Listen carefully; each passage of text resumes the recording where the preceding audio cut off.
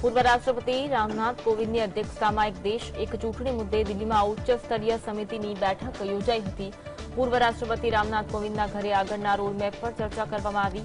નિવેદનમાં માહિતી આપવામાં આવી હતી કે વન નેશન વન ઇલેક્શન પર સૂચનો મેળવવા માટે રાજકીય પક્ષો અને કાયદા પંચને આમંત્રિત કરવાનો નિર્ણય લેવામાં આવ્યો। સમિતિએ માન્ય પ્રાપ્ત રાષ્ટ્રીય પક્ષો રાજ્યમાં સત્તાધારી પક્ષોના પ્રતિનિધિઓને આમંત્રણ આપ્યું।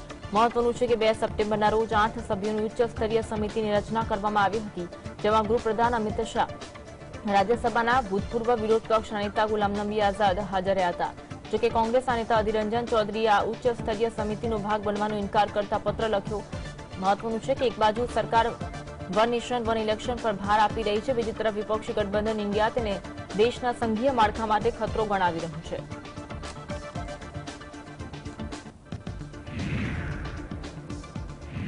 समाजवादी पार्टीना प्रमुख अखिलेश यादवे वन नेशन वन इलेक्शन जेवा मुद्दा पर बात करता जणाव्युं के जो यूपीमां पण आवुं थशे तो आपणा समाजवादीओथी वधारे कोण खुश थशे।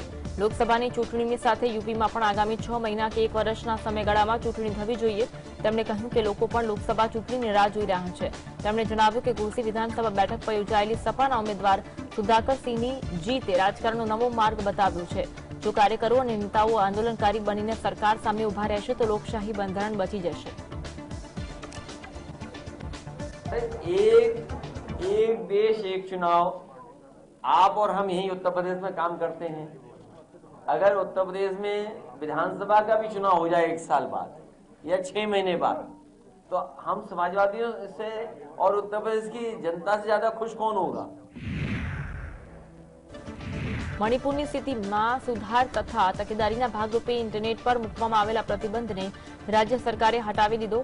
मुख्यमंत्री एन बीरेन सिंहे કહ્યું કે હિંસા સંબંધિત અફવાઓને રોકવા માટે રાજ્યમાં ઇન્ટરનેટ સેવા પર પ્રતિબંધ કર્યો। તેમણે એમ પણ કહ્યું કે રાજ્યમાં અફીણની ખેતી કરનારાઓ સામે કાર્યવાહી યથાવત રહેશે। નાર્કોટિક્સ કંટ્રોલ બ્યુરો સાથે મળી મોનિટરિંગ ચાલુ રાખશે। છેલ્લા 4 મહિનામાં 160 લોકોના મોત થયાના અહેવાલ છે, જ્યારે અનેક લોકો ઘાયલ થયા। સાથે રાજ્ય પોલીસની અને આસામ રાઇફલ્સ અને અન્ય અર્ધલશ્કરી દળો પણ કાયદો વ્યવસ્થા જાળવવા માટે તૈનાત કરવામાં આવ્યા છે। The central government has already provided adequate numbers of paramilitary forces, and accordingly we have deployed in the vulnerable areas. That is the reason why in the last month, 1 month, and so no unwanted incidents of firing and killing has not taken place. As a precautionary measure to prevent from the unwanted incident, the state government imposed ban on internet, but from today onward, the internet will be open to the masses. Karnataka कांग्रेसના ધારાસભ્ય બસવરાજ રાયરેડ્ડીએ જણાવ્યું કે પ્રદેશમાં ઓછામાં ઓછા કુલ 6 ઉપમુખ્યમંત્રી હોવા જોઈએ।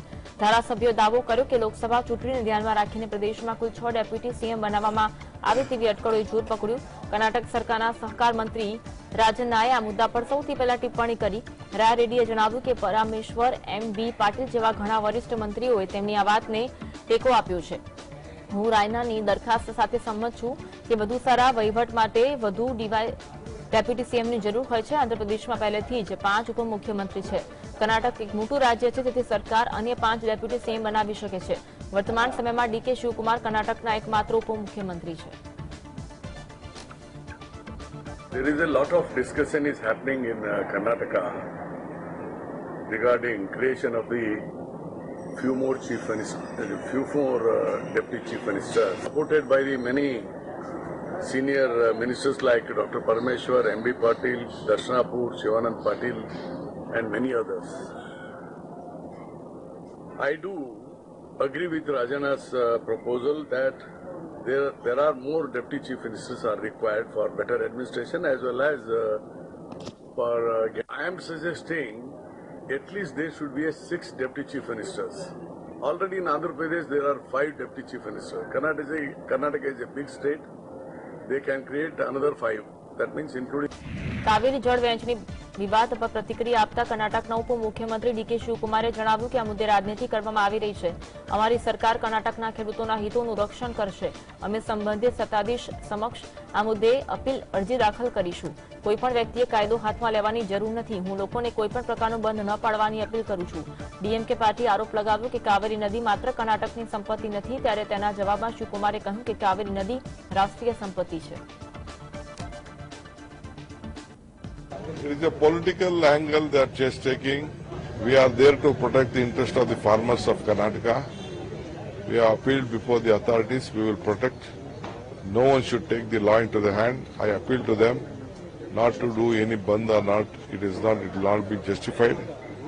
So we want them to withdraw. We are there to support the Karnataka interests. Of course, it is not it is the property of the entire South India. કર્ણાટકના પૂર્વ મુખ્યમંત્રી અને જેડીએસના નેતા એચડી કુમારસ્વામીએ જણાવ્યું કે પ્રદેશના જળાશયોમાં પાણીનું સ્તર સતત ઘટી રહ્યું છે. ખેતરોમાં પાકની જાળવણી માટે 2 વાર પાણી છોડવું પડે છે. રાજ્યમાં વરસાદની અછતના કારણે ખેડૂતો પીવાના પાણીથી લઈ કૃષિ સંબંધિત કાર્યો માટે અનેક સમસ્યાઓનો સામનો કરી રહ્યા છે. કાવેરી જળ નિયમન કમિટી પહેલા દિવસે જ વિવાદ ઉકેલવાના નિષ્ફળ સાબિત થઈ. સરકારે આ મુદ્દાને ખૂબ જ હળવાશથી લીધો અને પરિણામે પ્રદેશમાં આ સ્થિતિ સર્જાઈ છે.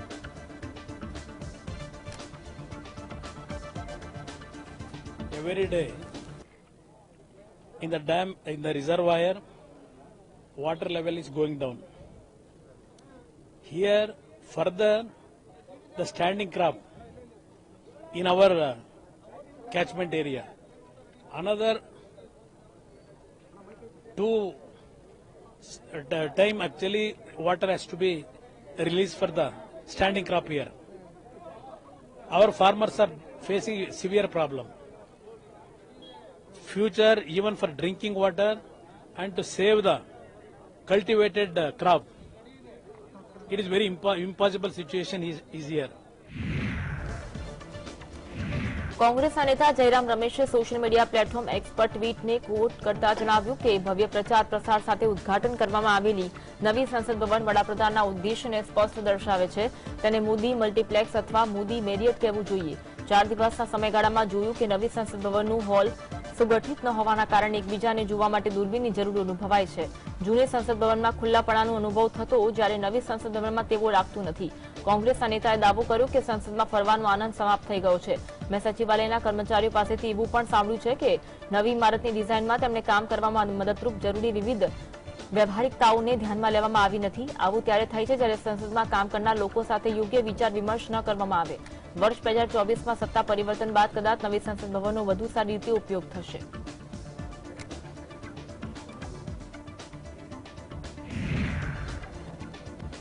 જયપુરમાં કોંગ્રેસ અધ્યક્ષ મલ્લિકાર્જુન ખડગે જણાવ્યું કે કેન્દ્ર સરકારે નવી સંસદ ભવનના ઉદ્ઘાટન કાર્યક્રમમાં રાષ્ટ્રપતિ દ્રૌપદી મુર્મુને આમંત્રણ આપ્યું નહોતું. સરકારે સિનેમા સાથે સંકળાયેલા લોકોને નવી સંસદ ભવનમાં બોલાવ્યા, પરંતુ રાષ્ટ્રપતિને નિમંત્રણ પાઠવ્યું નહીં.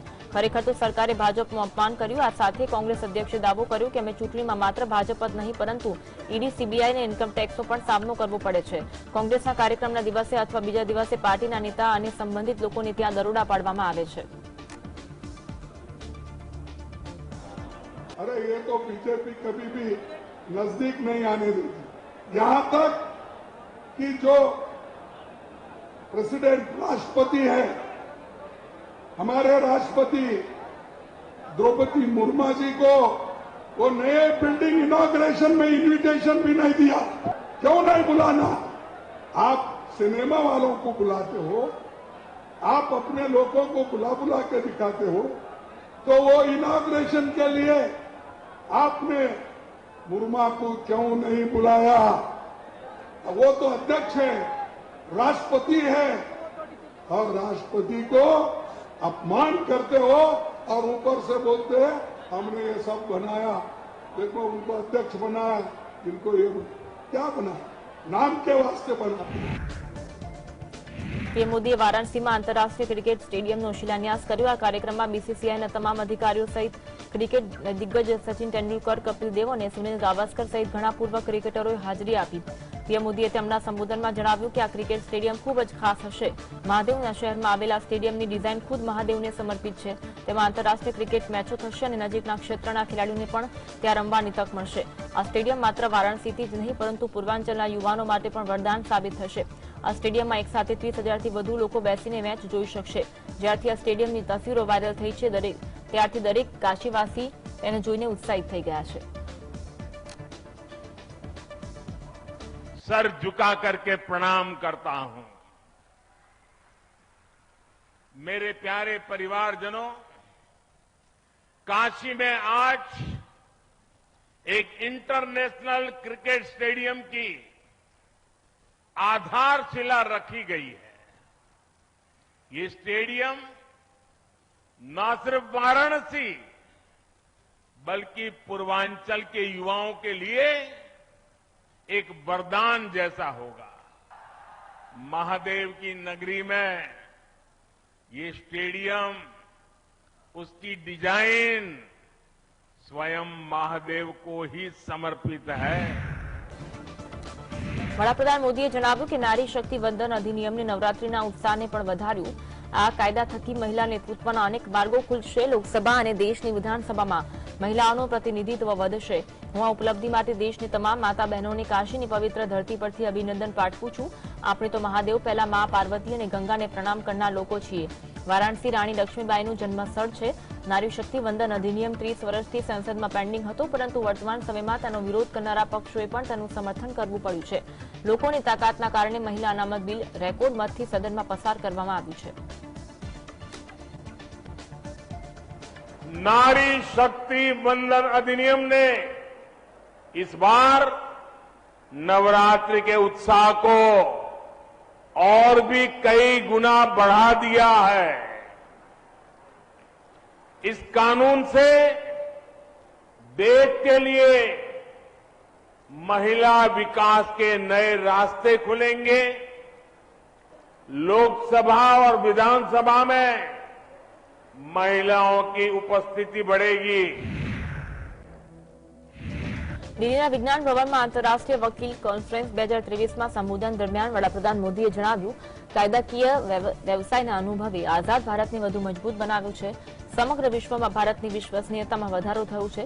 તેમાં પણ દેશની સ્વતંત્ર ન્યાયપાલિકાનો મહત્વનો ફાળો છે. ઘણા વકીલો વકીલાત છોડી દેશને સ્વતંત્રતા અપાવવા માટે ચળવળમાં જોડાયા હતા. સુપ્રીમ કોર્ટના કેટલાક મહત્વપૂર્ણ ચુકાદાને સ્થાનિક ભાષામાં ઉપલબ્ધ કરાવવાના નિર્ણયને પીએમ મોદીએ બિરદાવ્યો. સુપ્રીમ કોર્ટના નિર્ણયથી દેશના લોકોને મદદ મળશે. આપણે ટેકનોલોજી અને અન્ય માધ્યમો થકી કાયદાકીય પ્રણાલીને વધુ સારી રીતે બનાવી શકાય તેના પર કામ કરવું જોઈએ. કાયદાકીય વ્યવસાય સાથે જોડાયેલા લોકોએ પણ ટેકનોલોજીકલ રિફોર્મ સાથે જોડાવવું જોઈએ. यानी लीगल प्रोफेशनल्स के अनुभव के ने आजाद भारत की नींव को मजबूत करने का काम किया और आज जब भारत के प्रति विश्व का जो भरोसा बढ़ रहा है उसमें भी भारत की निष्पक्ष स्वतंत्र न्याय व्यवस्था की बड़ी भूमिका है। नारी शक्ति वंदन कानून भारत में विमेन लेड डेवलपमेंट की नई दिशा देगा, नई ऊर्जा देगा। વડાપ્રધાન મોદીએ જણાવ્યું કે કેન્દ્ર સરકાર નવા કાયદા થકી કાયદાકીય ભાષાને વધુ સરળ બનાવવાનું અને ચુકાદા ભારતીય ભાષામાં ઉપલબ્ધ થાય તેના માટે પ્રયાસ કરશે. ડેટા પ્રોટેક્શન લોમાં અમે તેની શરૂઆત કરી. ભારતની ન્યાય વ્યવસ્થામાં ખૂબ મોટું પરિવર્તન છે. હવે કોર્ટના ચુકાદાનો ઓપરેટિવ ભાગ અરજદારની ભાષામાં ઉપલબ્ધ કરાવવામાં આવશે. પીએમ મોદીએ જણાવ્યું કે આ કામ કરવામાં 75 વર્ષ લાગી ગયા અને તેના માટે પણ મારે આ કાર્યક્રમમાં આવવું પડ્યું. પીએમ મોદીએ દાવો કર્યો કે કોઈ ડોક્ટર પણ દર્દી સાથે તેની ભાષામાં વાત કરે તો અડધી બીમારીઓ તો આમ જ ઠીક થઈ જાય છે. हम भारत में नए कानून, जैसा मैंने आपको कहा, 2 प्रकार से और जितना ज्यादा हम सरल बना सके और हो सके उतना भारतीय भाषाओं में उपलब्ध करा सके, उस दिशा में हम बहुत सिंसियरली प्रयास कर रहे हैं। डेटा प्रोटेक्शन लॉ आपने देखा होगा उसमें ये सिंप्लीफिकेशन का हमने एक पहली शुरुआत की है और मैं पक्का मानता हूं कि सामान्य व्यक्ति को उस परिभाषा से सुविधा रहेगी। કોંગ્રેસના રાષ્ટ્રીય અધ્યક્ષ મલ્લિકાર્જુન ખડગે અને સાંસદ રાહુલ ગાંધી રાજસ્થાનની રાજધાની જયપુર પહોંચ્યા। આ દરમિયાન બંને નેતાઓએ જયપુરમાં રાજસ્થાન પ્રદેશ કોંગ્રેસ કમિટીના નવા ભવનનો શિલાન્યાસ કર્યો। આ દરમિયાન રાહુલ ગાંધી અચાનક મહારાણી કોલેજની મુલાકાતે પહોંચી ગયા। આ દરમિયાન રાહુલ ગાંધી વિદ્યાર્થીનીઓ સાથે સંવાદ સાધ્યો, તેમની સાથે વાતચીત કરી અને ત્યારબાદ હેલ્મેટ લગાવીને સ્કૂટીની સવારી કરતા જોવા મળ્યા। સ્કૂટી એક યુવતી ચલાવી રહી હતી। સુરક્ષા કાફલા વચ્ચે તેમણે થોડાક અંતર સુધી સ્કૂટી પણ સવારી કરી હતી।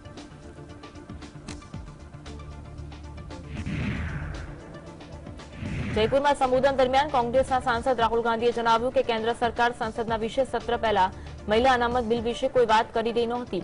વાસ્તવમાં તો સરકાર સ્પેશિયલ સેશનમાં ભારત ઇન્ડિયાના નામ પર ચર્ચા કરવા માંગતી હતી, પરંતુ જ્યારે લોકોએ તેનો સ્વીકાર ન કર્યો તો મહિલા અનામત બિલનો મુદ્દો લાવવામાં આવ્યો। કોંગ્રેસ પાર્ટીએ મહિલા અનામત બિલનું સમર્થન કર્યું છે। ભાજપના લોકો દાવો કરી રહ્યા છે કે મહિલા અનામત બિલને લાગુ કરવા માટે પહેલા જનગણના અને સીમાંકન પ્રક્રિયા પૂરી કરવી પડશે, પણ મને લાગે છે કે આ બિલને અત્યારે લાગુ કરી શકાય છે। કોંગ્રેસના નેતાએ દાવો કર્યો કે ભાજપ આ બિલને 10 વર્ષ બાદ જ્યારે કોંગ્રેસ તેને વર્તમાન સમયમાં લાગુ કરવા માંગે છે। અમારી માંગ છે કે ઓબીસી સમુદાયની મહિલાઓને પણ આ બિલ હેઠળ અનામતનો લાભ મળે। महिला आरक्षण को लागू करने के लिए विधानसभा और लोकसभा की 33% सीटें महिलाओं को आज दी जा सकती हैं, मगर इन्होंने बहाना बनाया है। ये चाहते हैं कि महिला आरक्षण 10 साल में लागू हो। કેનેડાના વડાપ્રધાન જસ્ટિન ટ્રુડોએ કથિત રીતે ભારત પર ખાલિસ્તાની સમર્થક હરદીપસિંહ નિજ્જરની હત્યામાં સંડોવાયેલા હોવાનો આરોપ લગાવ્યો છે। ત્યારથી ભારતે કેનેડિયનોને વિઝા આપવા પર પ્રતિબંધ મૂક્યો। બીજી તરફ બંને દેશો વચ્ચે વધી રહેલા તણાવના કારણે ભારતીય વિદ્યાર્થીઓ હવે ત્યાં જવાનું ટાળી રહ્યા છે। આ વિદ્યાર્થીઓ જણાવી રહ્યા છે કે રશિયા અને યુક્રેન વચ્ચે યુદ્ધ શરૂ થયા બાદ યુક્રેનમાં અભ્યાસ કરતા વિદ્યાર્થીઓને જે પરિસ્થિતિઓનો સામનો કરવો પડ્યો હતો તે પરિસ્થિતિનો સામનો કરવા માંગતા નથી। રશિયા અને યુક્રેન વચ્ચે યુદ્ધ શરૂ થયા બાદ યુક્રેનના હજારો ભારતીય વિદ્યાર્થીઓને દેશમાં પરત ફરવું પડ્યું હતું।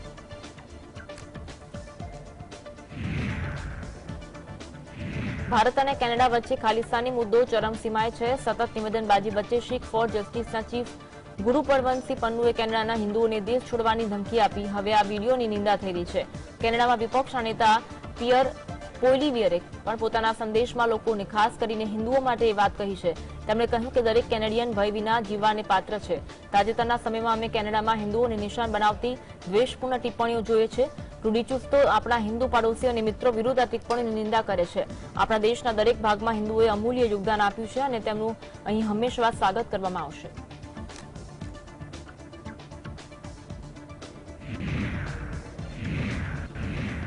આરજેડી પાર્ટીના સાંસદ મનોજ ઝાએ જણાવ્યું કે પહેલીવાર નથી કે ચૂંટણીમાં ઈવીએમના ઉપયોગ પર સવાલ ઉઠાવવામાં આવ્યા છે। કેન્દ્રીય ચૂંટણી પંચ કેટલાક વાસ્તવિક સવાલોને નજરઅંદાજ કરી રહ્યું છે। અમે પહેલા ઈવીએમ મશીનને સ્પર્શ કરવાની માંગ કરી હતી, પરંતુ અમારી આ માંગ ફગાવી દેવામાં આવી હતી। કોઈપણ લોકતાંત્રિક દેશમાં ઉપકરણ મહત્વનું નથી, પરંતુ તેનું પરિણામ મહત્વનું છે। વિશ્વના ઘણા દેશો અગાઉ ઈવીએમનો ઉપયોગ કરતા હતા, પરંતુ તેઓ ફરીવાર બેલેટ પેપરનો ઉપયોગ શરૂ કર્યો। કેન્દ્રીય ચૂંટણી પંચ આર્ટિકલ 324ને કેમ યોગ્ય રીતે સમજી શકતું નથી? અનુચ્છેદ દેશમાં મુક્ત અને યોગ્ય રીતે ચૂંટણી કરાવવાની તરફેણ કરે છે। એટલું જ નહીં, 100% વીવીપેટનો ઉપયોગ કરવો જોઈએ। આરજેડીના સાંસદે દાવો કર્યો કે ઈવીએમના ઉપયોગ મુદ્દે શંકા અને સંદેહ છે, જેથી તેનું નિરાકરણ જરૂરી છે। ये पहली बार नहीं हुआ। ईवीएम को लेकर के कुछ बहुत ही जेन्युइन सवाल है और उन सवालों में से अभी तक इलेक्शन कमीशन उनको निराकार करने में कामयाब नहीं हुआ। जैसे मसलन एक बार डेमोन्स्ट्रेशन किया तो हमने कहा let's allow us to touch the machine, तो बिना वो टच करने की इजाजत नहीं मिली। तो जाहिर तौर पे कोई भी टेक्नोलॉजी में अगर उसमें मैनिपुलेशन की संभावना, तो हमारे पास क्या विकल्प बचता है? किसी भी जनतंत्र में, किसी भी लोकतंत्र में उपकरण महत्वपूर्ण नहीं है, अंत महत्वपूर्ण है। आउटकम क्या है, लोगों के मन में संदेह ना हो। दुनिया के बड़े बड़े देश ईवीएम इस्तेमाल करके वापस चले गए पेपर बैलेट पे। ભાજપના પ્રવક્તા શહેજાદ પૂનાવાલાએ કોંગ્રેસના સાંસદ મનીષ તિવારીને ઈવીએમને લઈને આપેલા નિવેદન પર આકરા પ્રહાર કર્યા। શહેજાદ પૂનાવાલાએ કહ્યું કે ઈવીએમ એક બહાનું છે, કારણ કે તેઓ આગામી ચૂંટણીમાં પરિવારને બચાવવા માંગે છે। લોકો તેમને બંધારણીય સંસ્થાઓ પ્રત્યે તેમની શરતી પ્રતિબદ્ધતા વિશે પ્રશ્ન ન કરે એવું કોંગ્રેસ પાર્ટી વિચારે છે. તેમણે વધુમાં કહ્યું કે જ્યારે તેઓ કર્ણાટક, હિમાચલ પ્રદેશમાં ચૂંટણી જીતે છે ત્યારે ઈવીએમ અને ચૂંટણી પંચ બરાબર છે, પરંતુ જ્યારે ચૂંટણીમાં તેમની હાર જુએ છે ત્યારે તેઓ હારનો સામનો કરવા કોઈ બહાનું બનાવવા લાગે છે. જોકે મનીષ તિવારીએ લોકશાહીને ટેકનોલોજી પર ન છોડવાની ઈવીએમ મશીન સાથે ચેડા થતા હોવાની વાત કરી આગામી 2024ની ચૂંટણી બેલેટ પેપરથી કરવા જણાવ્યું હતું.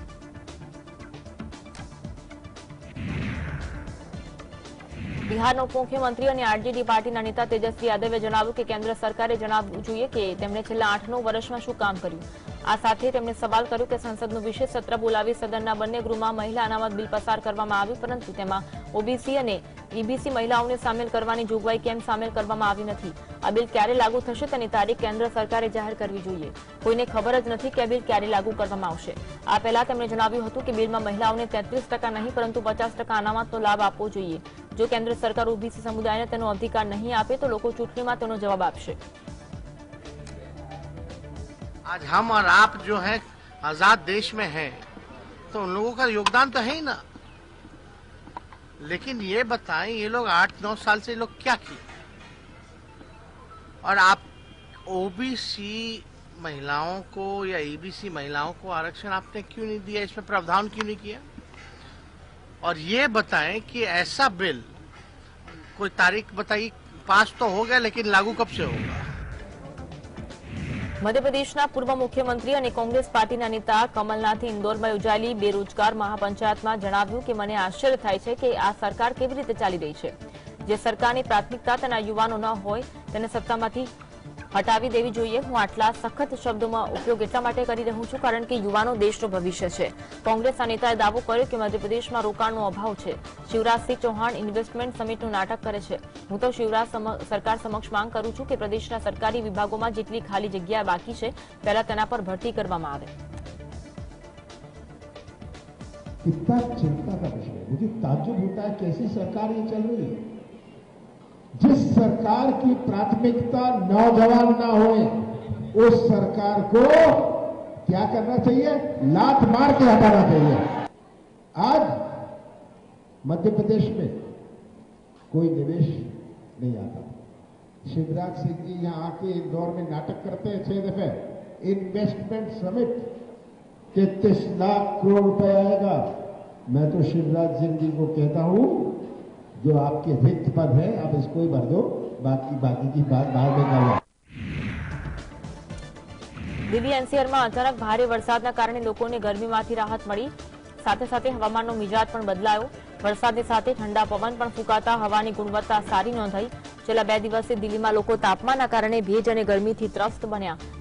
ત્યારે લોકો ધોધમાર વરસાદની આતુરતાથી રાહ જોઈ રહ્યા છે. તો વિરામ બાદ વરસાદ વરસતા ટ્રાફિક જામની સ્થિતિ પણ સર્જાઈ. અનેક જગ્યાએ પાણી ભરાઈ જવાના દ્રશ્યો સામે આવ્યા, જેને કારણે પણ લોકોને મુશ્કેલીનો સામનો કરવો પડ્યો. જોકે હવામાન વિભાગે દિલ્હી સહિત અનેક રાજ્યોમાં વરસાદની આગાહી કરી.